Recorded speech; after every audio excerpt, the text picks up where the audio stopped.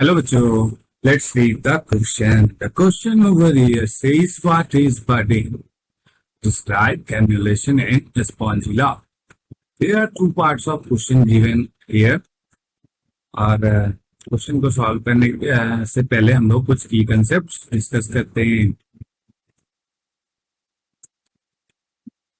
की कंसेप्ट में आप लोगों ने पढ़ा होगा कि बडिंग क्या होता है।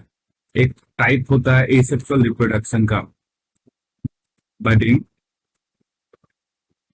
is a method of asexual reproduction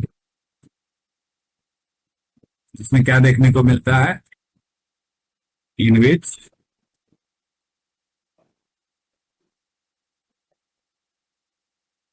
one or more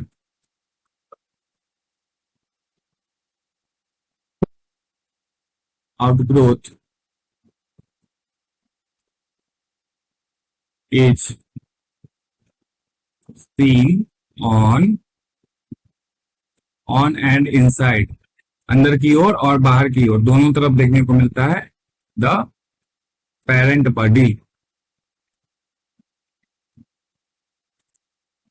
तो इससे हम लोगों को समझ में आ रहा है कि क्या हो रहा है यहाँ पे। पेरेंट बॉडी जो होगा उसमें क्या देखने को मिलता है, एक आउटग्रोथ देखने को मिलता है, या तो वो बॉडी के जो ऊपर देखने को मिल सकता है, वहीं कभी कभी ये अंदर की ओर भी आउटग्रोथ देखने को मिल जाता है। और इस आउटग्रोथ को जो हम लोग नाम देते हैं, इसको हम लोग कहते हैं बर्ड। यही हमारा बर्ड होता है और बर्ड का प्रेजेंस देखने को मिलता है, तो इसीलिए हम लोग इसको बर्डिंग कहते हैं। अब बात करते हैं इसके टाइप्स की। तो बर्डिंग का दो टाइप होता है। बर्डिंग दो तरीके से हो सकता है। एक होता है हमारा इंडोजिनस, और वहीं दूसरी तरफ क्या होता है, एक्सोजेनस।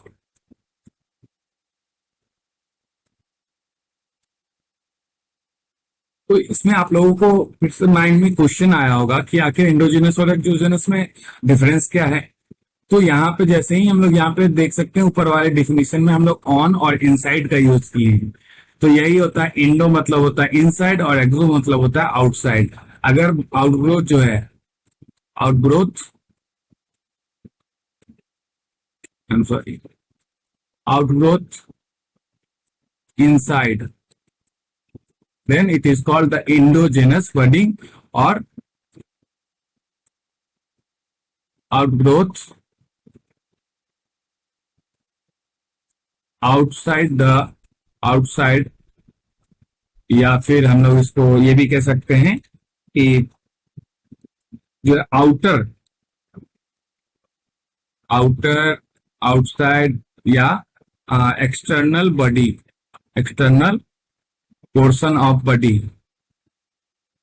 ठीक है, तो इस तरीके का जब होगा तो हमारा एक्सोजेनस होता है, बाहर की ओर देखने को मिलता है, तो और वहीं इंडोजेनस आउटग्रोथ इनसाइड होता है। तो जब बाहर की ओर जो आउटग्रोथ होता है उसे हम लोग क्या कहते हैं, बर्ड्स कहते हैं। ठीक है, और वहीं अगर अंदर की तरफ देखने को मिलता है आउटग्रोथ, तो उस आउटग्रोथ को हम लोग क्या कहते हैं, गेम्यूल्स कहते हैं। Please keep in your mind, ये हमारे गेम्यूल्स के नाम इसे कहे जाते हैं, इसे कहा जाता है।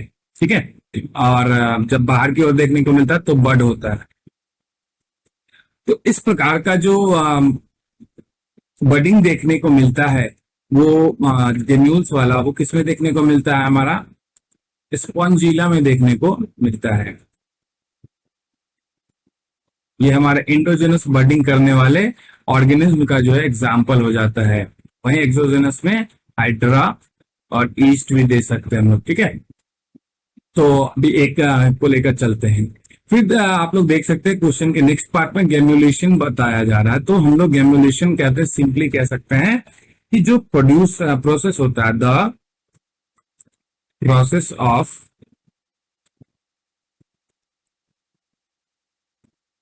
reproduction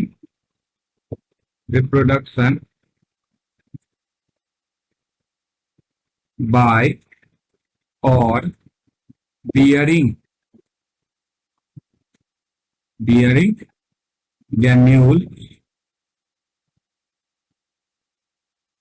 is called gemulation। हाँ, तो सिंपल सी बात है, जब गेम्यूल होंगे तो इससे हम लोग क्या जानते हैं, बर्ड से जो है आउटग्रोथ जो है हमारा, वो क्या करता है, न्यू ऑर्गेनिज्म में डेवलप कर जाता है। मैच्योर होने के बाद ये पेरेंट बॉडी से अलग हो जाता है, और यही बहुत सारे जो है इंडिविजुअल्स डेवलप कर जाते हैं। बहुत सारे जितने बर्ड्स होंगे वो सारे क्या होंगे, न्यू ऑर्गेनिज्म में, या न्यू इंडिविजुअल कह सकते हैं, कंप्लीट